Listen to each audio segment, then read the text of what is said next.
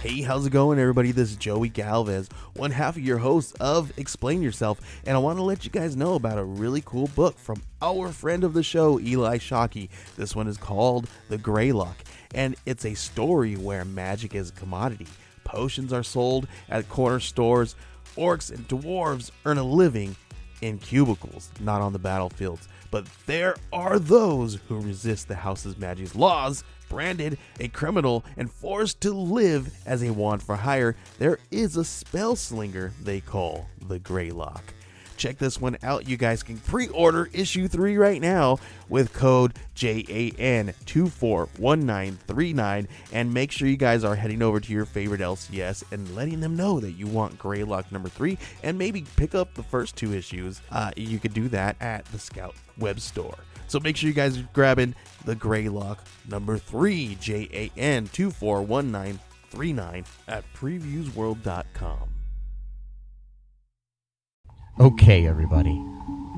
I have something really cool to tell you about. If you haven't heard yet about Anchor, it's the easiest way to make a podcast. Let me explain here. It's free. There are creation tools that allow you to record and edit your podcast right from your phone or computer. Anchor will distribute your podcast for you so it can be heard on Spotify, Apple Podcasts, Stitcher, and more. You can make money from your podcast with no minimum listenership. It's everything you need to make a podcast in one single place. Now, the way that you can do this is you got to download the free Anchor app or go to anchor.fm. and then you can get started. It's really fun. We just switched over recently here at All Too Real 2, and I'm enjoying it so far. So be sure to check it out and let us know what you think.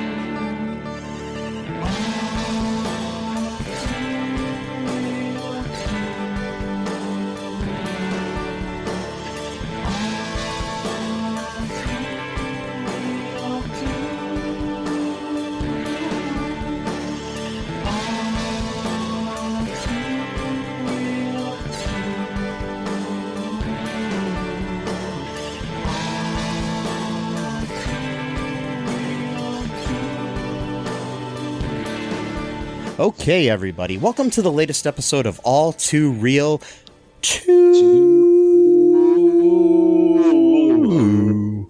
My name is Michael E. Cullen II, and with me via Zoom today is Matthew. Democracy is a good system of government, Haas.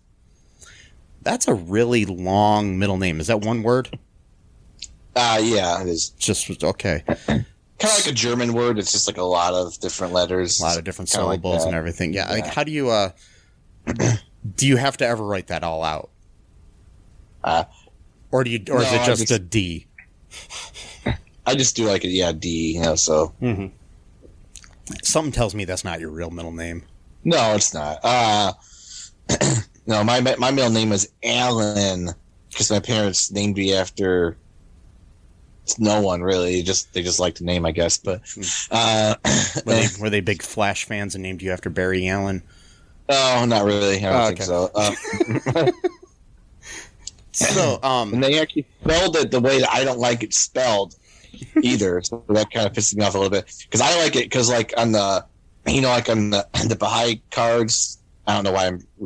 Whatever, you're gonna hear the word Baha'i a few times in this podcast, but yeah. Like on the Baha'i cards, they have like your name on it, whatever. Yeah. They misspelled it as Allen.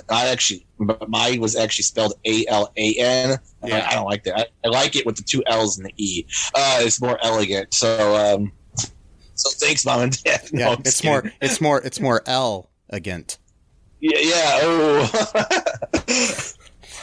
Wow. So, anyways, today on the episode, we have another all-two interview. Matt and I talked to Amir Korangy, an actor who has appeared in 1989's Batman. He was in Night at the Museum, Secret of the Tomb, the TV show Scorpion.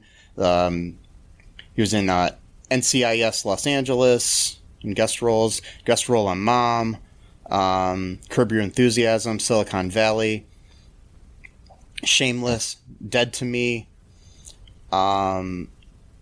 Grey's Anatomy, NCIS.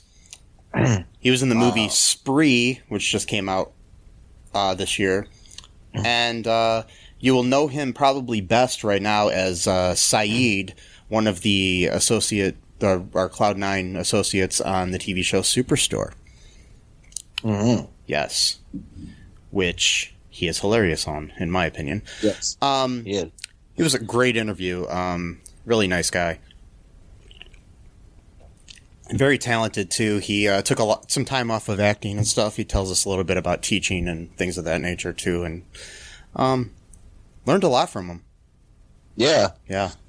Yeah, it's a really good interview. If you got the time to dedicate to it, you should really listen to it just intensely because he's really good, very good storyteller. He's a little bit self-effacing, humble, and stuff like that. But he's really, really talented and skillful at what he does. Yes.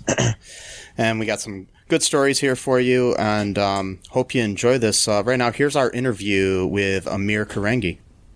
First off, thanks for joining us. How's life treating you these days? I know with the craziness of 2020. Apart from the craziness of 2020, life's treating me very well. Actually, it's been odd because you look at the negative side of what's been happening this year, which is horrendous. It's horrible for a lot of people. But I've been trying to make the best of it, really, just catching up with old friends on Skype, because I've had more time. But a lot of us had more time.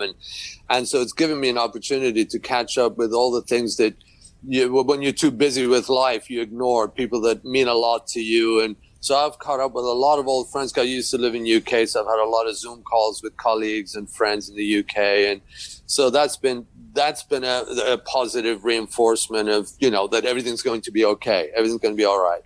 Hopefully. You have to. So, where did you grew up in the UK, or did you? No. This is is a crazy thing. No, I've had a very eclectic upbringing because I grew up up until the age of 13, 14. I grew up in Tehran. Oh, wow. In Iran. I know. And then I went to high school in Pennsylvania, believe it or not. And then went to college in DC. And then my wife's British, so my wife, that's why I went to UK. Gotcha. Went to UK and then was there for 25, 26 years, almost working there. Most of my adult life, really, my work life. And then came over here in 2011. Moved to LA in 2011. Oh, wow. Yeah, so I know. So it's been I've lived lots of different places. Quite a journey there. Yeah. Quite a journey. How did you when did you get started in acting? Right. Well, my major at GW was pre-med. But that was because it was a bit of a sort of almost like you want to call it family tradition, a family sort of wish that, that's what you do, that's what you're going to go into. But then I found myself reading literature more and reading plays and being much more interested in theater. And I thought, look, I just got to take some acting classes, which is what I did. And that was it. I was hooked. So actually, I didn't start too much later. I think I was about 18, 19. However, I started learning directing as well, studying directing. And I directed my first play at 19. So I was really into directing big time for a long time, and teaching and directing. So most of my career, really, a big proportion of it has been teaching and directing because I ran a drama school in UK for many years. That was run by, the president was Dame Judi Dench. I was the head of acting, and Dame Judi Dench was the president. Yeah, I was the head of acting, the head of postgraduate courses for 7 years, head of the whole acting department for another 7 years. So I was like 14 years running those BA and MA programs over there. And so I was really heavy into education and drama education, particularly theater, though. So my background was mostly in theater.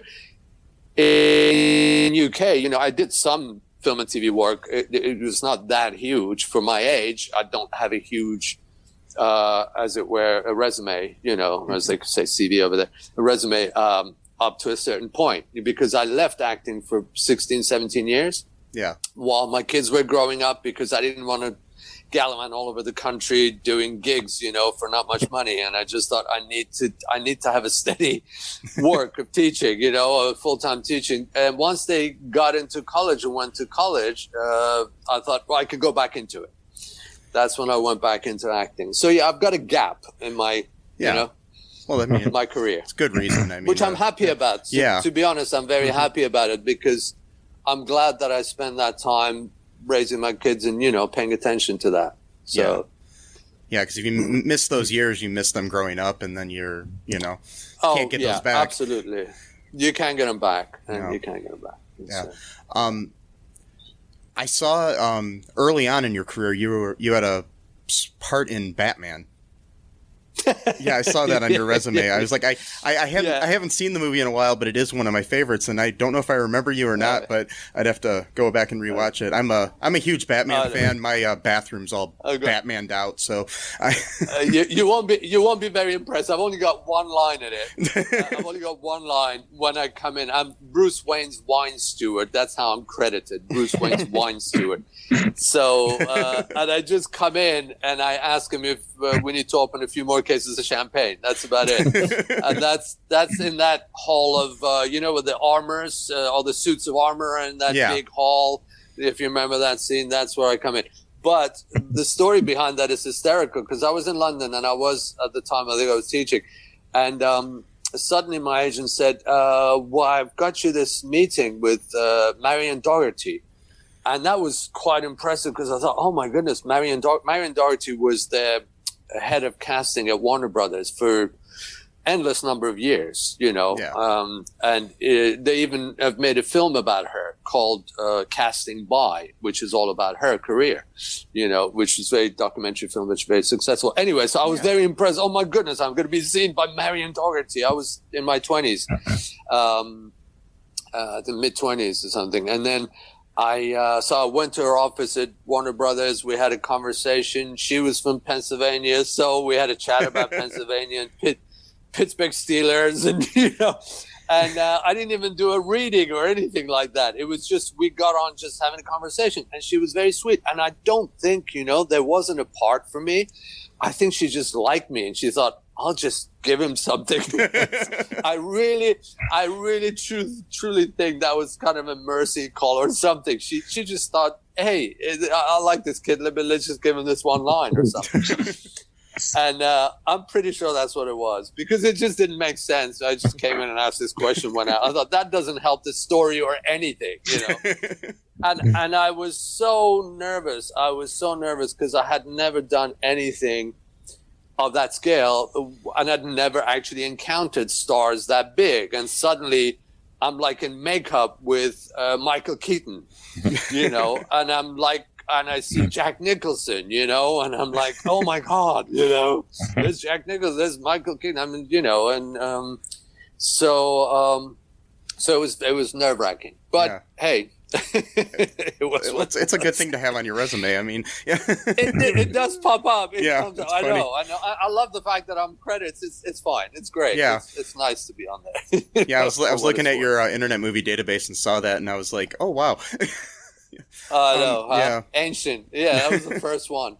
But I'm telling you, the set was the most awe-inspiring part of that was actually seeing the set at Pinewood, because it was from the front as you went into it. It was Gotham City. it was humongous. I'd never seen a set that big. It was very tall. It was very high up because I had to have the high rises and everything, you know. It was unbelievable. And I remember at the time it was costing them £60,000 a week to maintain it. Oh, wow. There was just a maintenance cost, just That's purely crazy. maintenance. And we're going back to 1988. Yeah. know? So Is that insane? I don't know. How when you got back into acting, I mean, I might want to talk to you a little bit about the teaching as well. But how did you get back in? Like what drew you back in? Right. Well, that was the scary part, because, you know, if you've been away from it for 16, 17 years, you've been just directing mainly theater and stuff, and suddenly you're trying to get back into acting, particularly in a medium you're not terribly comfortable with, which is film and television, and wasn't my medium at all. And so I thought, oh, what the hell? I've got nothing to lose. I had a period when I had to sort of the transition period from moving from UK to Los Angeles. That's when I got an agent in UK for that. Like, it was a 6-month period. She got me 2 gigs in that period. And I was like, oh, okay, maybe I still remember how to do this. You know? So that was kind of a bit of an encouragement. It was a bit, I mean, it was small jobs. One was a commercial and the other one was, you know, a small job. But I thought, oh, okay, at least I'm getting it. I still can get the jobs. And when I came to LA, I had to start from, of course, kind of scratched again in a way, because nobody knew me here. I had to go and get an agent, get a manager, and get a manager first and get an agent. And so went through that whole process, you know, and go through a lot of auditions. And just what I realized was that it was a little bit different. The expectations were different. The system was different. Obviously, auditioning for film and TV totally different than theater. So that took into different genres auditioning for it. So I had to kind of, although intellectually you understand this stuff because you teach it, I had to in practice work on it a lot. After like I would say 6 months, 7 months, I got my first independent film, and that was fun. I just thought, oh, this is great. It was an independent film, had a good part in it. It was a good second lead, and that was fantastic. It was Stepping High, you know. Yeah. And then from then it just kind of picked up. I got NCIS LA, you know, guest starring in NCIS LA, and that just kind of gradually picked up. And as the casting directors get to know you and the industry gets to kind of get familiar with you. But LA has been very kind to me. I have to say I'm very, very grateful, because to restart a career at 50 is insane, you know, which is what I had to do, which is what I did. But so I'm very lucky and very grateful. Really, that's awesome. When you were like teaching, what was like the best advice you were able to give to like your students about acting? Well, one of the best advice is that, you know, all the training that they do, it will not kick into fruition unless they actually understand the applied part of it, which is when they go literally into the audition room and they go into a rehearsal room and they're working with directors. So I used to kind of reverse engineer a lot of the teaching, you know, to go back from, because sometimes people teach theoretically, and what happens is you learn a lot of things, but you have no idea how to apply it. Yeah. And in the real world, it's just theoretical. It doesn't work for you, you know. So I work it the other way around, and so the best advice was that if you don't learn how to be very relaxed and confident when you're working, and know that you are the best version of that character at that moment, that's the way you need to think, that this is it. This is the way it should be done. Even when you go into the audition room, that you're not auditioning, you're showing them how it's done. You're showing them in rehearsal or in a production. You're actually doing the performance, basically. You know, you're performing right now. This is it. This is your performance. That's what you go in, and that's your audience, and you're taking care of them. They're not judges. They're not sitting there in judgment in your audition. Although they are, you need to have that mindset, you see. If you don't have that mindset, somehow you're diminished. There is no way you can bring in all your resources and tap into all your resources, and particularly creative resources, because you're too uptight, you're too worried, you're worried about the results.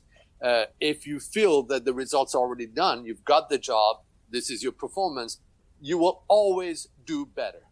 You may not get the job, but you will, over the long run, you will always do better. Did you do much acting on stage yourself then too, or? Yeah. I did a lot of directing and a lot of acting on stage. Yeah. Over here and in UK as well. Yeah, that's cool. Yeah, did quite a bit of that. I think there's something cool about theater where you have the instant gratification of the audience, like reacting to your thing. I mean, I used to do theater for years, but I haven't done it in probably about 10 years or so. But yeah. Oh wow, did you? Yeah. So you know exactly that buzz. And also you know how the rehearsal process is different.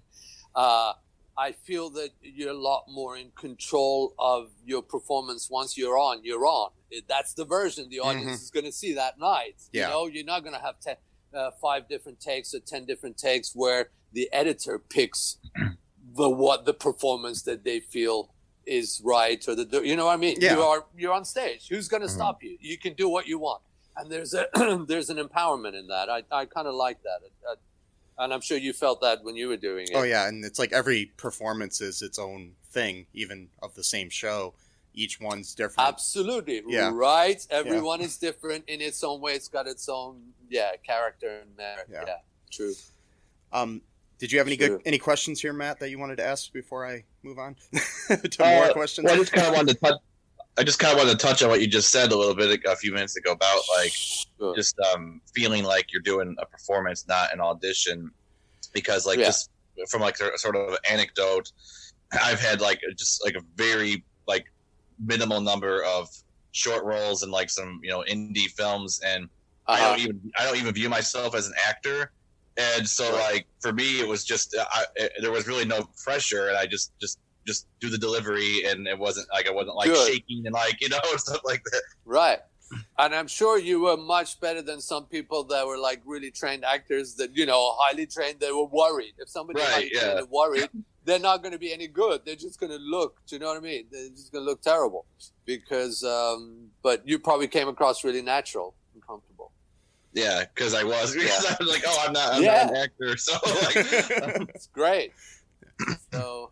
And I think it's a very odd thing because it all depends on the genre as well, and this is the difficulty because with certain genre, because people think acting is all the same fundamentally, but you work with different genre. Procedurals are different than sitcoms do, and it's very different than gritty real shows. Because there is natural behavior and then there is comedic performance, and then there is character-based performances, highly character-based performances, eccentric character. But there's and procedurals have a different rhythm, and different sitcoms a different rhythm. So those little nuances, to get used to those nuances, is the tricky part a lot of times. Yeah. So, what was the first bigger role that you did after you got back into acting? I know you were on Scorpion and some other things for a little while. I think the first big one was actually when I got back into acting, it was partly in terms of circulation, I would say the guest starring on NCIS LA. Okay. That was big. Yeah, because it was I was in it all the way through the episode. The central core of the emotional story was my characters, so that was great, and it was fantastic working with those guys. Is great. Yeah, and working on a procedural, you said, is different than a sitcom or anything like that. What would you say is the major difference? Is it just this? Well, sitcoms have a particular rhythm that you need to be aware of. That the comedic timing needs to be maintained, and this is a short version of an answer, without getting into it too much. You know what I mean? Because you got a lot of techniques in comedy, like reversals, change of tone. You know what I mean? Yeah. And people don't notice what goes into it, but what makes something funny, a lot more goes into it than what people think. And I know sometimes it happens naturally with actors, but that's a result of a lot of stuff they've accumulated in terms of technique. You know what I'm saying? Technique disappears when you know it, right? You don't think of it as technique. It just happens. And they think, so-and-so's got good timing. Yeah, but that person's worked on that timing maybe, for a long time. It didn't just happen. Yeah. And so there's that with the sitcoms. Procedurals tend to be again, depending on what role you've got, like if you've got a guest starring, okay, so perhaps the emotional core of the story is your responsibility to a certain extent. But if you're co-starring, if you're guest starring, that's the emotion. If you're co-starring, you're not. If you're co-starring, you're a tangent storyline. You know what I'm saying? Yeah. It's an offshoot, and so you don't want to be. You want to deliver and move on. You want to deliver the story. It's about storytelling at a certain pace. It's not all about you. So if you become very indulgent as an actor, if you see what I mean, and you shift the focus of the whole story, which you can't do. So you want to know, I think one of the things is just knowing exactly what the job is. I always tell the students, it's almost like getting somebody in to do some job for you in your house. You know, you're going to get a plumber in or something. You don't want a plumber coming in and doing more plumbing than necessary. You know what I'm saying? You don't want him to put a bathroom in every room. That's not the case. You want him to know what the job is. So you gain more confidence in that plumber if they come in, a professional one would come in and they will assess what the job is before they tell you, how much it costs and before they decide how much it costs and how much equipment they need and what technique they need to use. You see, whereas an enthusiastic amateur plumber, as an amateur enthusiastic actor, will come in and wants to do all of it. Oh, great, I'm going to do this and I'm going to build that for you, and then eventually they'll mess it up anyway. Everything will leak and you got disaster, and So I think that's the difference because bottom line is that when you're actually in the profession, we all know time is money, and you have to deliver regardless of how you feel about the artistic merit of what you're doing. That's your sacrament. You just got to deal with that. Nobody wants to hear about that. You got to, and sometimes you have time to deal with it. Sometimes you don't. You know what I'm saying? And you kick yourself. You watch something you did and you think, oh my goodness, I hope people know I know better than that. I'm not that bad, honestly.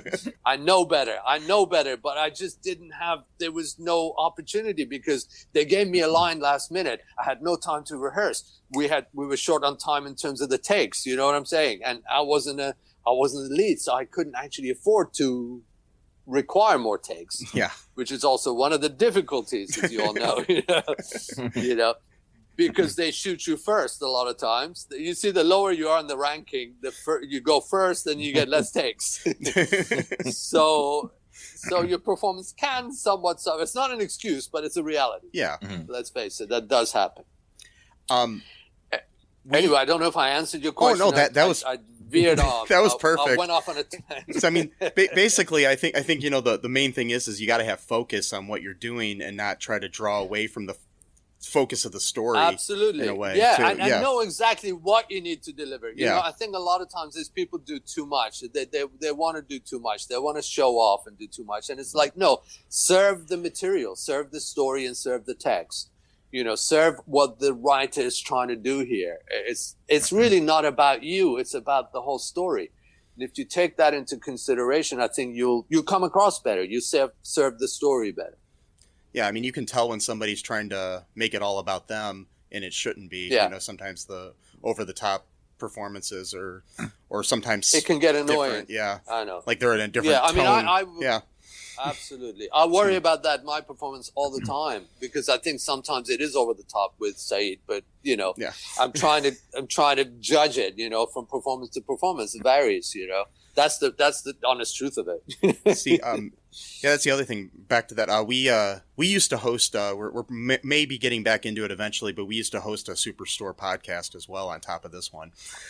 And we were going episode by episode, but then we kind of fell behind, so we're only in like the second season. So, before you came in. So, way before. Yeah, I came in season 4. Yeah. Yeah. So, how did you get the role of Saeed on there? Oh, that's the funniest thing, because it was so you go to auditions that you have 2-3 callbacks, you have the producer session, you have this, that, and the other, you're stressing, I really want it, do I get it, not. This was literally the day before. My agent said, you got an audition tomorrow. I said, I got classes, I'll go in between my classes. I literally went between my classes, and went to the audition, and it was sides from not the first episode I was supposed to do, but 3 episodes down. It was the sides were the one with the prayer. When I do the prayer and she's pumping milk, and I'm doing when Amy is pumping and I'm praying. Yeah, I pump while he prays. That one. Yeah, and that's a good one. Yeah. And so that was the one I auditioned for, and that was it. There was no callback. I just went back home. They called and they said, "You got it," but it was a possible recurring. Yeah, it was a possible recurring, and I think I only had one line. And when I went on set and I did that one line, they laughed. And then the writers came over and they gave me another line right there. And I did that one. They liked it. And I got the feeling, oh, okay, this is possible recurring. It seems like they like what I'm doing. And lo and behold, they called me back again and said, recurring. And then I've done now 40 episodes. Wow. So as of today, 40 episodes. Yeah. Wow. Yeah. Speaking of, go ahead. Yeah. Speaking of like how you're talking about like showing off and delivery, like one of my favorite moments in that episode is where you just walk by Amy and you just point to like your prayer rug, like just to signal that it's time for her to like pump, and it's just like it was very subtle. It wasn't like it wasn't like you know. It's that time, Amy. Yeah, it's that time, Amy. That one. Yeah. It's kind of like point to the prayer rug, and then she's like, "Oh well, I pump, he praises the whole thing." Yeah, that was hysterical. That was funny. That was funny. So, speaking of Amy, America left the show recently. Is that changing the way the set is or anything, or? Well, everybody's very, very sad to see her leave. She'll be sorely missed. You know what I mean? She was a wonderful, wonderful lady. She's a force of nature. Yeah. What she gets done is unbelievable to me. She really is a force of nature. I mean, she's politically active, socially active, lots of causes. She's always involved. She's a mother of 2 kids. You know, she runs a family, and she runs the show. She's executive producer, and she directed some shows, and she's acting in it. So unbelievable. But you know, and she was lovely. So we miss that. Obviously, we miss a lot of things about her. But people have been very good to keep everything going. The set's been. It's been a very, very happy set. Obviously, with the pandemic situation and COVID, we had something like a 54-page procedural document on the changes. Oh, wow. At Universal in terms of production. And we had an hour seminar. We had an hour seminar to go through those 54-page document, for 4 pages. And I get tested every day. Oh, wow. Even if I'm not working. I get tested every day. Yeah. I have to go to the studio, get tested, and come back. And even if I'm not working on that day. We get the temperature checked twice a day, tested every day. So that's different. And there's a lot of visors and masks and distancing and all of that stuff, of course. So yes, it has, on that score, it's changed quite a bit. But people are dealing with it. And I think the writers are doing an amazing job coping with it, to be honest with you. They have we've decided on masked and unmasked areas for filming purposes only, not when we're off camera. Off camera, it's all masked. But when the camera is on, because we have distance, it's set up so we have distance. And because we're all tested literally every day, we take the masks off. And that's only in, like, let's say, the break room situations or when it's not around customers, of course. So those have changed. But the writers are doing, I thought they had so much, I thought there was a lot of pressure on them for the first 2 episodes, to be honest, because coming back. I mean, look at the changes they had to deal with. You know, there was that passage of time thing. And then there was Amy's character, you know, Amy leaving, you know, America leaving. And then there was the pandemic, right? It was just way too much, you know. But I think they did a great job trying to address it personally. Yeah, I think it's good that they address it in the show because if it would have ignored it, it would have felt weird on that show. I think so. That's the thing. So I think they were also struggling with that, or trying to think, do we do it? So they had to address it, and it's good because now it's done, so we can get back on track. Yeah. I mean, especially on a show where the characters are essential workers in in the world. So I work at a Walmart. Absolutely. I work at a Walmart myself. So I've been there for 10 years. So that's probably one of the reasons I relate to the show pretty well, even though I don't really deal with customers because I work at night.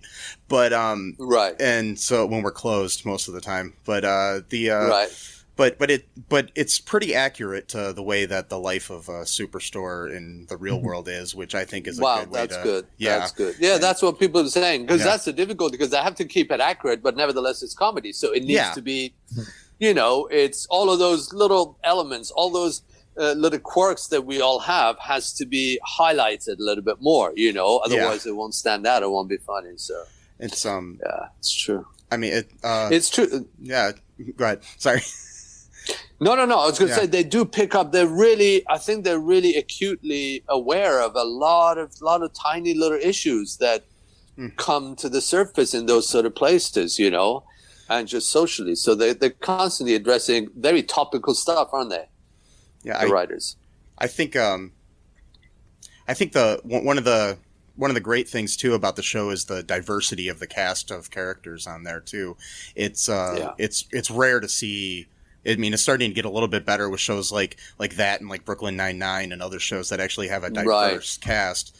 But it's good to see now that TV's starting to go that direction, because most of the time it was people that, look like me, but, white guys. And that was it. So, yeah.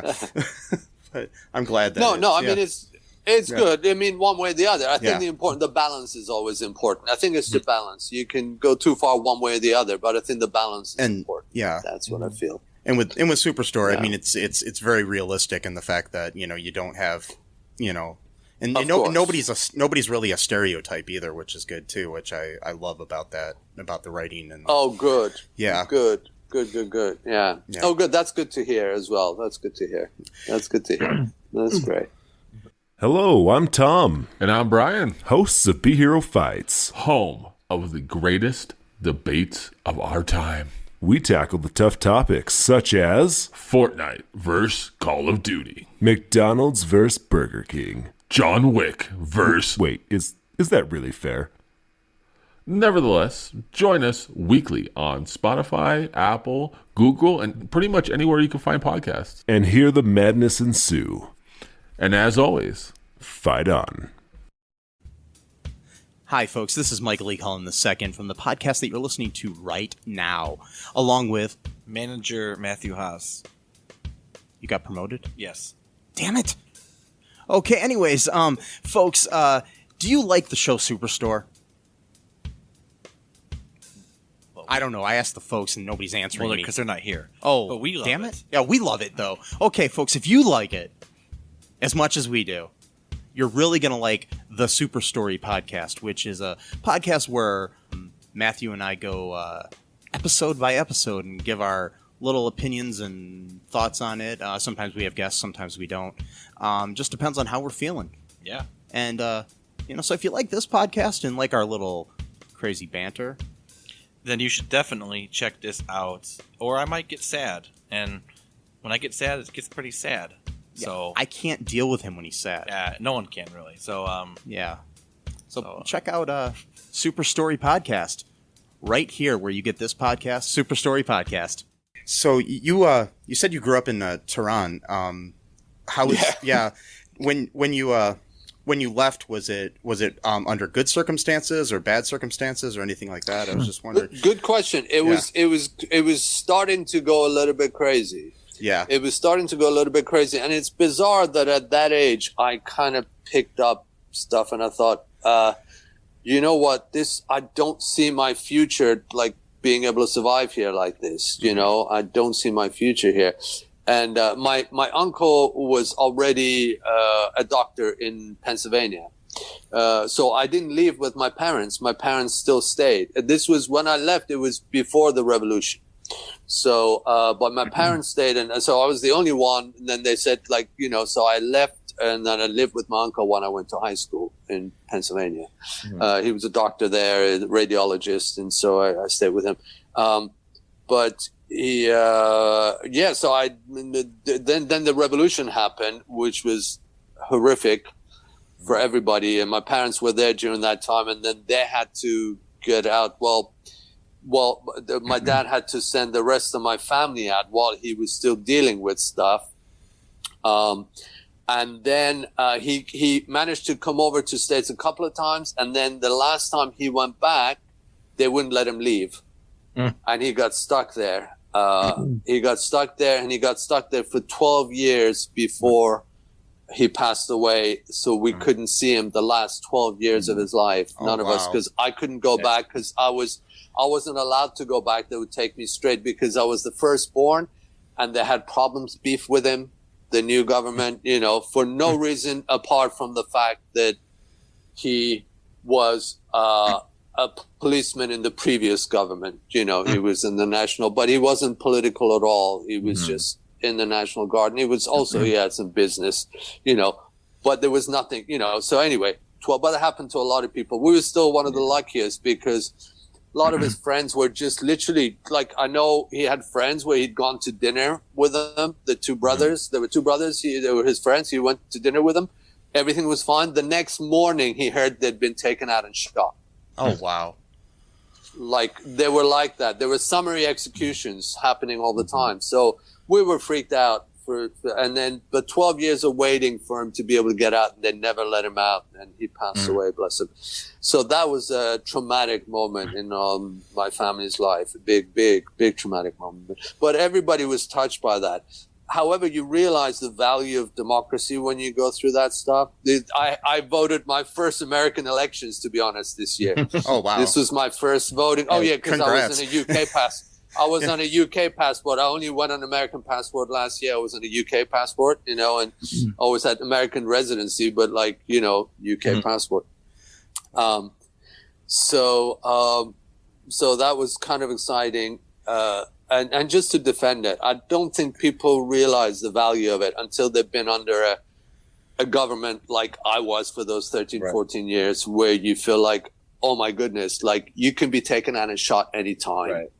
Just because you said the wrong thing, just because you're holding the wrong book, and it happens all over the world. And people get very, they get very comfortable in the West, and they're just like, oh, everything is good and we can mess around. No, you can't. You've got to take democracy and the people's referendum very, very, very seriously. So many people have fought so hard for it. Sorry, I know I get. Oh no, go ahead. Because I've lived through the opposite. You know what I mean? I've lived through, and my family has lived through it. And I mean, the rest of my family, it took them 5 years to get out. So I didn't. It took a long time. But anyway. Yeah, because we have a lot of friends from Iran, and they've told us, pretty much the same similar stories. Similar stories. Like we had one friend who she got out, and then someone had, I guess, seized her and her husband's home. I think they just took the home. They just, what's the word? They did that with my dad's house. The word, they use a fancy word for it. It's basically just stealing a home, but they something. I can't think of the word right now. But I know exactly. Reapportioned or requisition or someone had found out, I guess, their phone number in the United States, and then called them from that home or something like that. And then I think the government found out about that, and they were like trying to almost spy on them from Iran to their new home in America. So it's like even outside the country, they're trying to harass them. They had their tentacles reach far and wide. They've killed people outside the country. They've assassinated people outside the country. It's pretty, they're pretty scary. They're pretty scary. And those stories, they exist. It's absolutely true. And they took my dad's house away, our family house. He built it himself. They took it away. They just took it. They took everything. Yeah. Because it's as simple as that. Yeah. About 20 years ago, I became a Baha'i. So I. So that's how we know a lot of Iranian people. And sure. So it's some of the stories. I did a folklore paper on the history of a lot of Baha'is coming from Iran back when I was in college. Did you? Yeah, it how was really wonderful. interesting. Oh, yeah. brilliant. Oh, Yeah, I bet it is. Yeah, I bet it is. just sad, some of the Oh, stories, wow. though, where they had to escape as a child and go all around the world to finally get to where they landed and ended up. Yeah. So difficult. Yeah. So many people were so badly treated. Yeah. Awful. Yeah. Awful. Yeah, Baha'is were really badly treated. Oh, yeah. I agree. Yeah. Yeah. Yeah. Pretty sure they still are, unfortunately, and so are a lot of people there, unfortunately, and hopefully things get better. But yeah, I mean, it is what it is, unfortunately, and just we got to be glad we live in a country where we can vote, and Yeah. Exactly. That's what I'm saying. Yeah, people should realize. You got some, not to get too political, but I'm starting to notice these people who are trying to intimidate people. It reminds me of the stuff I see on the news from, quote, third world countries, like, the cars and the caravans and the flags and the people with guns, like really meant to intimidate you, like saying like, you can't live the way you want to live. Like, we're going to decide for you. I know. That's not the democratic way, is it? It really isn't. No. I think if people just chill, and I mean, I do think both sides have to see one another's points. I do think there's a lot of disenfranchisement on the part of people, and that's what happens. They become more reactionary. I think people, when they're disenfranchised, it's almost like revenge, right? So they lose sense of balance and basically logic, right? Because they're acting purely emotionally. And then all hell breaks loose when that happens, of course. We just gotta realize we all bleed the same color, and we all kind of, we're all human. Doesn't matter. We all bleed red. That's true. Yeah. So, back to Superstore really quick. How great is it to work with such a great, talented cast of comedians and actors? It really is. One of the things I always enjoy is learning from other people. Like, even when I was teaching, I learned from the students that would do something. It's like, oh, this is great. I'm learning from you guys as well. And so I love it. It's such a great learning experience for me because they all have their very distinctive personalities. They're all extremely friendly. They're always very welcoming and friendly. So it's wonderful. It's very much of a family atmosphere, and they all come from very eclectic backgrounds and so super talented. It's wonderful. I mean, they're all really, really funny, and some are great improvisers, and so you have a lot of great laughs in between scenes as well. I'm not one of those people. I'm not, by nature, I'm not funny. Do you know what I mean? But I don't think. But some people, but some of them are actually hysterically funny, off character. They're very funny. So that's always fun. That's really fun. Yeah, I think, it's a lot of fun. Like Lauren Ash and other people are just really, talented. I saw her years ago before she was ever on TV at Second City up in Toronto. And she was great up there. And then I forgot I saw her, and then I saw her on TV and realized it was the same woman. And I was like, oh, wow. Yeah. But yeah. She is such a pro. Lauren Ash is such a pro. She really is. And again, she does a lot of things. She had her own podcast during the pandemic. She's doing, she was doing lots of stuff. And she also writes. She's written the odd episode, I think, Lauren. Yeah, she has. Yeah. She's written some of the episodes in the past. So she's a good writer. She's very, very good. She's so professional, and she's so on it. Amazing. Very, very good. She's very fast with processing things and, on set, like such a good problem solver, and, in terms of the work and processing direction. So very impressive. Yeah. I mean, they all are really amazing. It's a very talented cast. I think, I do think you are funny though on there, definitely. So just letting you know you are funny. So I mean, thank you. Yeah, the character. I mean, in person, as a regular person. Saeed is I Said is funny. Maybe. I told a friend of mine that I was interviewing you, and they said that you're like their favorite character on the show, and I was like, really? Oh, wow, that's cool. sweet. Yeah. So yeah, Wow, she was cool. she's like Saeed's so funny, and I'm like, oh yeah, he is. He's really funny. Yeah. That's cool. That's very. I appreciate it. Surprises me sometimes, but I appreciate it. It's great. Hey, folks, this is Michael E. Cullen II from the podcast that you're listening to right now, along with Matthew Haas. We just wanted to tell you about our great podcast called Super. It's called All Too Real. And on that show, what do we do, Matt? We watch biopics, and then we talk about whether or not the movie matched up with the real story or not. So it was a lot more exciting than that, though. Yeah, so we analyze the real story and the real story. Get it? Get it? Real. Yeah, they're spelled differently, folks. You can guess which one I said which way. Anyways, so sometimes we have a guest, sometimes we don't. But we talk about great movies like Shattered Glass and The Social Network and Futile and Stupid Gesture, among others. Those are some of the ones that we've covered so far, and we're going to cover a lot more. So please subscribe on Stitcher, Apple Podcasts, Google Podcasts, wherever you find your great, fun podcasts. And be sure to share it with your friends. Do it. And make sure you're not afraid to get all too real. Bye-bye. Do you have dreams that you want to achieve but are scared to do so due to self-doubt, fear, and other people's criticism? I have just what you need. You need a dose of the Living the Dream with Curveball podcast, where I interview guests that will motivate and inspire you to stop at nothing to achieve your dreams. And always remember, if you believe, you can achieve.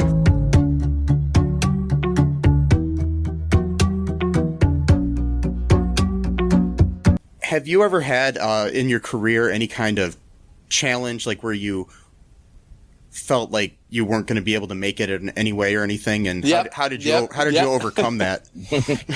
Well, I'll tell you this one. Okay, I'll tell you this story, and I tell you, I've told this to students because I told them never, ever, ever to do it. Like ever to do this, like just like never, no matter what. Even if somebody holds a knife to your throat, just don't do it. It's too painful. Don't do this. So this is what happened. This was I was much younger. It was my late 20s, and I went to a commercial audition in UK. But it was for a Saudi, very expensive Kuwait Saudi bank. It was a Kuwait, Bank of Kuwait. Yeah. So they were trying to advertise their card, their debit card for the ATM machine, right? But this was being filmed in Manchester, in UK. Right. So I go to the audition. Now, get this. I've studied Arabic, but I've only studied Arabic as in the way you might have studied Spanish. If you did take Spanish in high school. Did you take Spanish? Okay. But I don't know. You may be good. You may be a good Spanish speaker. I don't know. No. Okay. All right. Okay. So I guess maybe that was a good guess. All right. So you know what I mean? Yeah. So I could only just maybe a few words, and maybe I could just kind of barely read it, right? That was it. So I go to this audition, and I figured it's a commercial. I probably have one line. It'll be fine, right? I will say I can speak Arabic, right? So I go to this audition, and they said, can you speak Arabic? I said, yes. And but they had me do it in English because they had nobody who was Arabic there, right? And but they said, oh, okay, good, and I got the job. Anyway, I got the job. They fly me up to Manchester. They put me up in a very, very posh hotel. We go to dinner. It's a beautiful dinner, but it's a dinner and a production meeting for the next day. And I'm looking around, and I don't see any other actors. And I'm like, where are the other actors? They're like, no, you're the only one. I'm like, okay, all right, good. And then they give me the storyboard. They put the storyboard in front of me, right? Okay, now obviously the commercials are much longer than 1 minute in Kuwait. Okay, it's like a 3-minute commercial. All right, and they put a storyboard, and I see, oh, that's me. Oh, okay, so I'm in every shot, right? And I'm speaking. Okay, then they give me the script, and it's a full A4 sheet of paper in Arabic. I'm not kidding you. The equivalent, I would say, of a 1.5-minute monologue. I'm not kidding. I was having, I think this is how precisely I remember this. I was having this beautiful Chateaubriand because I thought, hey, they're paying for it. you know. But as soon as they showed me that, it all went right through me. I mean, I literally felt like I need to go to the bathroom right now. Okay. So, guys, I almost shit myself. Really, I did, you know. So I was like, they're gonna kill me. They're gonna. Oh! On top of that, they showed me the set. They'd recreated the whole front of this bank at the studio in Manchester. So they'd spend like tens and tens of thousands. You know, it was unbelievable. The set, like, this is supposed to be Kuwait, but now it's in Manchester, and I'm just the only person on this commercial. Because they got a lot of money, those guys. You know that. So I thought, that's it. I'm a dead man. What do I do? So I was just like having headaches. I didn't know what to do. I like sweating. I recognized that one person at that production meting looked Arabic, and I pulled him aside. He was luckily enough, he was the sound guy as well. And I said, I pulled him aside, and I said, look, you got to help me here, man. Like, I did this stupid thing, and it's wrong, I know, but I'm in big shit trouble. I'm just kind of opening up to you here, right? You're gonna save my ass. Could you please record this? And I will learn it phonetically all night. I'll be up all night. I'll learn it. I swear. I will learn it, but just record it because I don't know what it's saying. And could you please tell me what I'm saying? Because I know from sure. So I sat up. So he wrote it in front of each, each caption, as you do. And I was up all night. I was up from 9:00 at night till the shoot was like 8:00 the next morning. And I learned it. I learned it phonetically. And you know what? I got through the day. We wrapped at 5:00, and nobody said anything. And on the way back, I went in the bathroom and threw up, of course. And came home, and I said, never, ever, ever am I doing that to myself again. No way. But honestly, I thought it was going to be one line. I didn't know they're going to give me a whole page. Right. A whole documentary about the bank and its history. Oh, I'm telling you, it was unbelievable. It was unbelievable. I've never been so upset. So if you talk about challenges, that was really well. That was a challenge, and it was a nightmare. Basically, that's what that was. But yeah, I know they always say they say not to lie, but I know everybody does say things like, "Well, I can ride a horse, or I can, I can shoot a bow and arrow," but people, Right? You don't want to be doing that. You do not want to be doing that. I agree. Then you get roped into it like, oh shoot. But what you just said though kind of does remind me a little bit about I guess sort of like the resilience that is required to be an actor is kind of to basically be in crisis mode and just sort of manage it, and then once it's over, then you grow up, Yeah. Oh yeah. You do. Yeah. It's amazing what what you end up doing. I mean, a lot of times I've been, actors in theater, as you know, you're sick, but it's amazing because you could have congestion, but you backstage, as soon as you're supposed to go on, it somehow clears up. It's weird. The adrenaline kicks in, and you've got to do it because you have to do it. Yeah, it's true. You're right. Do you have any other projects in the works or anything? I mean, I know right now things are probably slowed down because of COVID and everything. Things slowed down, but you know what? This is the bizarre thing. That sometimes it's feast or famine, as you know, as an actor, it's feast or famine. You go through phases where there's no work, and you're like, oh, audition. You don't get them, you get the odd one, and then suddenly, while I'm doing this at the moment, believe it or not, there are 2 other shows that wanted me to do it. One was another recurring. And another one was just a one-off guest star, but there's conflict. Oh, no. Well, I know it's a good problem to have, but isn't that typical that it's stupid? And the conflict is not when we have time off. The conflict is when the show is going on because, we have hiatus periods. We have the whole of that, December to January kind of period. But no, these had to be exactly when we're filming the show. So, unfortunately, that's not going to happen. It's been a little bit. Auditions have slowed down a bit, but there was a spat of auditions that came through. A lot of self tapes, but then some Zoom auditions. But guys, oh my goodness, Zoom auditions are problematic a lot of times. That's what I found. I mean, not a single one has gone without a hitch of some sorts, always some problem with it.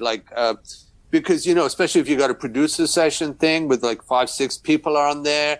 Oh, I can't hear you. Oh, did you catch that? No, I didn't see that. Oh, I didn't hear that. Oh, do you want to, okay, we'll come back to, we'll put you in the waiting room and we'll put you on deck later. We'll come back to you. I mean, all of that happens, and as if you haven't got, you're auditioning. So, when you're in the audition room, before you go in, you get yourself in the zone and you go in, right? But when you're online, you got to wait on deck. It's like a virtual, entrance. And if that gets delayed or gets messed up, you're out of the zone, so it's a little bit difficult. Self-tapes are, of course, easier because you're more in control. Yeah. So it's been tough. It's been rough for actors, but it's been rough for casting directors as well. I think that Zoom auditions, because, a number of times, once they forgot to tape everybody on that day of auditioning, which was a nightmare for them. Oh, jeez. They had everybody on Zoom, but can you imagine? They probably auditioned 50 people that day, but they didn't tape a single person. They had to do it all over again. Oh, wow. I won't name names, but, these things have happened. They do happen. It's the drawbacks of technology sometimes. You forget one thing and it's gone. Yeah. One of my favorite movies that I've seen recently, you were in Spree. You had a small role in that. That was a trip. That was a great movie. It was very unique. Yeah. I think it's probably one of the best movies I've seen in the last year. So it's very different, wasn't it? Very different. Yeah. That was late at night. Yeah. It was very late at night. It was a night shoot, actually. It was a night shoot. So, yeah. Actually, I had fun shooting that. That was fun because the director was very cool. And, it was wonderful working with a great actor there. And he was, they were all very nice. It was a night shoot, so I got to just drive around while it was one of those, I'm trying to remember, the cameras, GoPro. Oh, yeah. It was just a GoPro in the car. That's all it was. So I was actually driving around. So it was a real driving around at night. Just kept driving around. Part of it was partly improvised. It was just, yeah. Yeah, because it was unique. How every angle was on a computer or on a GoPro or something like that. It wasn't. Yeah. There was no real cameras. That was kind of cool. No, I thought it was very clever. Very amazing to do that. That's right. But I highly recommend that movie to anybody that's listening here. Yeah. Good. Oh, I'm glad you liked it. Yeah. Yeah, I didn't know how it was going to pan out, so I know I had only a tiny little bit in there. Obviously, I might get killed because he drives my car afterwards. Driving my car. But it was. That's how I found out that's how I knew I was dead when I watched it. Believe it or not. You didn't know before? No. No, I didn't. I watched it. I thought, oh, okay, so he killed me. There's the car. It was an interesting movie. So. Is there anything that there's a question I like to ask people. Is there any director or actor or anybody that you haven't worked with that you would love to work with? Oh my goodness, so many. Yeah, Come I'm sure. on, we all have those. I know. It's like so many. You know. No, where'd you start with that Yeah. one? Oh my goodness, where'd you start? I know it's a tough question. That is a tough question. Yeah. Because where'd you start with that? Yeah. That is a tough. But well, obviously, okay. I'll make it easier for you. All the big directors, all the ones that directed all the top. How's that? Yeah. All the directors All of them. that directed that. Or even a better answer. Okay, all the directors that directed the big blockbuster films that made the actors a hell of a lot of money. Those ones. How's Yes. that? That's a good idea. Spielberg, Lucas. Yeah, all of those, right? I'm kidding, yeah. Yeah, so, But there's so many great actors out there. I think it'd be good. But the actors I love to work with. That you do get actors. Just as a general answer to that question, you do work with actors sometimes, and I will not name names that you feel like, oh my goodness, you really are so competitive and so vicious that in a reverse shot, when they do reverse shots, yeah, you do another one. Well, that you giving them your all when it's their take, and they don't give you that when it's yours. They have a little grimace on the face, a little lack of focus, which throws you, which makes their shot better. And I caught on to this years ago, and I thought, I hate actors like that. I really can't stand actors that do that. I think it's awful when actors do that. But actors that don't do that, I mean, I did something in film which I'm so embarrassed about because I was so horribly bad in it. I was really bad in it. It was with the opposite Michael Caine,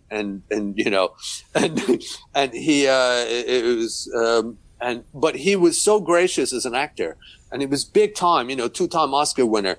When it was my shot, he actually said, "Look, I'm not going to, because your eye line is going to be this corner of the matte box. So I'm not going to look at you. I will look down, but I'll deliver the lines from here, and you want to deliver it here." And he was like, it was very early in my career, and I hadn't done film and TV, and he was just so wonderful. I still appreciated that. I thought, oh my God, what a wonderful, wonderful man. And this film, it was Michael Caine was in it, and Roger Moore, the old sort of the James Bond. Yeah. Roger Moore and Michael Caine, and the two of them, and I was a totally unknown person coming in doing 2 lines in a film, right? They came over to me on the set and introduced themselves and said, "Welcome to the set." It blew my mind. Honestly, I was like, I love these guys because they deserve to be where they are, because they're so magnanimous, so generous with their time and their attention, and that's why they are where they're at, regardless of whoever thinks of them, of whatever people think of them as actors. So but then you also do get sort of some talented actors that are basically assholes, unfortunately, and I've seen that as well. And it's unfortunate. So actors I like to work with as generous actors, where they make you and themselves better because they're collaborative. I know. Yeah. I'm an independent filmmaker myself, and I know that it's a lot better when you have the 2 actors there, even if the one's off camera, to interact with each other. Oh, because God, it's absolutely. I had to refilm some lines because we changed some things on this movie that I did, and we had to refilm them 4 months apart. And the other actor was in Chicago, and we couldn't fly him in. And so we had to do the other guy's side, and it was just, I don't know, every time I watch that scene in the movie, I can tell, but, other people probably can't tell, but I'm just like, I feel like, I was like, I know he's acting opposite me and another actor, a producer or something, not the, not the actual actor he's talking to. And you can tell if you look far enough, but, I know you got to have some kind of, because a lot of acting is reacting too. I know that. So it's like, Of course it is. Yeah. A lot of it is reacting. Yeah. Of course. Yeah. But that's lovely to do. Films are fun to do. I did I think one of the things that I'm proud of was one that was Breath of Life, which was just a half-hour film. So it's considered a short, of course. But it was nominated for a BAFTA. We were nominated for BAFTA. And I played the lead in it. So that was, I remember when the BAFTAs were on, they were showing it on UK TV all the time, and it was my clip that was going around every night, and I was like really proud of it. But at that time, I was so poor, I actually couldn't go to the BAFTA ceremony. The director said, "Can you go?" I did not have enough money to actually. I'm serious about it. I didn't have enough money to buy the tux and to buy the wine when I'm there, because it cost £50 apparently to buy. And I was that poor at that point. And I made an excuse to the director. I said, "Look, I'm not feeling well. You guys go."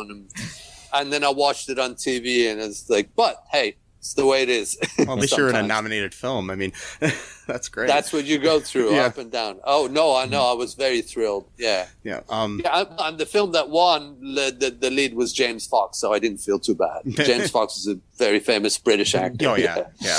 He was in Gandhi. Oh yeah. So don't want to take up too much more of your time. No, that's fine. Yeah, where could people find you online if they're interested or anything, or what, or anything that you want to tell anybody before we let you go? Oh, well, the online or anywhere. Actually, I don't do a website at all, but as in I don't do a website, so they can whatever I suppose comes on. I put up on Instagram. Instagram at A Korangy. That's what I'm A Korangy. It's at A Korangy. That's it. My last name. That works. AKORANGY. That's it. Yeah, Instagram is the one I use. I suppose. Mostly. That's cool. I'll be sure to share that in the notes. So if people want to, say anything to you after. Wonderful. Yeah. And, absolutely. Thank you so much for your time. This was very generous of you. Yeah. Oh, pleasure, guys. Thank you so much. Yeah. That's, it's really lovely to meet you both. Yeah. And Mike and Matt. Yes. And, and I hope. Great. Thank you. I hope that was all right. I hope that's what you wanted. Oh yeah. And I hope the rest of 2020 goes well for you and the future as well. So. Same with both of you. Good luck with your careers and, all your interests in films and filmmaking and acting and all that stuff. Thank you. Thank you. Lovely to meet you both. Take care. Too. Have a good night. Bye-bye. Bye. Okay, that was our interview with Amir Korangy. That was a great interview there. Had a lot of good insight. Hope you guys enjoyed that. So now that the world is moving on here in 2020 and democracy might not be dead, I'm hoping the world enjoys it. Hopefully things start to get better in the world. Not going to hold my breath, but yeah. What's on your mind, Matt? What have you been up to lately? Just just been following politics a lot. As per usual. Still working on, still plugging away on all of my music projects. I'm working on my 5th volume of my music right now, and just putting video clips to it and all that kind of stuff. It's really I didn't realize how much output I made throughout the decades or whatever. It's actually quite astounding. Yeah, not to toot my own horn, but just the fact that I didn't realize I actually made that much material, because I'm like, okay, I'm on my 5th volume of stuff here. It's still got a bunch more to go through. In the music, do you toot a horn at all? Actually, a couple songs I do have a horn. Is it your own horn? Yeah, it is actually my own horn. Well, it was my dad's horn from band way back. Okay, in the 70s. Good. So you did toot your own horn then? Yeah, but a lot of the horn stuff is actually just samples. But yeah, there are a few actual recordings of me tooting a physical horn, if you will. Is it against the law to toot someone else's horn? Depends on the state. I don't know. The weird outro. It's okay. Maybe we should cut that out. No, I think it's good. It's good. Okay. We're just being us. But anyways, yeah. So yeah, and in my world, I've just been watching, Chuck and Superstore and Brooklyn Nine-Nine constantly, because I like those shows. Those are my 3 favorite shows to watch lately. Yeah. You know. Your comfort shows. Yes. Watching some Mandalorian, listening to some podcasts about serial killers and stuff, you know? Yeah, your comfort stuff. Yes. Yeah. You know, serial killers. Hey, I was listening to the Behind the Bastards about the Satanic Panic. So yeah, me too. I listened to that as well. So yeah. And then before that, the Jordan Peterson episode. So yeah. You know, really lighthearted stuff. Now, that is something I'll recommend to our fans. Nothing like our show, but it's great podcast, Behind the Bastards. Yeah. Robert Evans is awesome. Hopefully, we can maybe have him on as a guest someday if he's listening. Yeah, that would be pretty awesome. Yeah. So, anyways, anything else before we wrap things up here, Matt? You know, just be... You know, just be nice to other people. You know, be nice, be kind. You know, the election's over, regardless of what some people say. It's over. Just you know, if you didn't like who won, oh well. Just, you know, be a human being and just, you know, believe in democracy. I guess it's very low bar stuff here. And believe in democracy if you're an American citizen. I know it's like the lowest bar possible, but and if you're listening to this before December 15th talking about democracy, our podcast has been nominated for the best podcast by the Toledo City Paper. So go onto their website. There'll be a link in the show notes, and you can vote for us. And you can vote, every day, right? Every day until December 15th, so... Can you vote just once a day, or can you vote, like, all the time throughout the day? Oh, once a day. Okay, gotcha. Once a day per email. Gotcha, okay. So, I'm not telling people to cheat or anything, but if you have several emails and you want to vote for us several times a day, I'm not saying you should or shouldn't. Not what I used to do when I was a member of mp3.com to get more listens for my songs. I definitely did not do something like that. So, yeah. So, anyways,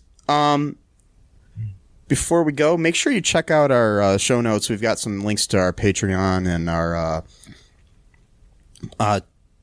TeePublic page where you can get some cool T-shirts to support us. Those are the best ways to do it. Also, you know, share us, rate the show, all that good stuff. I mean, and just remember, it's okay to toot your horn, but if you want to toot somebody else's horn, ask permission first. Yeah. Yes. Okay. Bye-bye. Bye. Thanks for listening to All Too Real 2 podcast, a Cullen Park production. Produced and edited by Michael E. Cullen II. Music by Matthew Hawes. Subscribe and share the show. Visit us at cullenpark.com.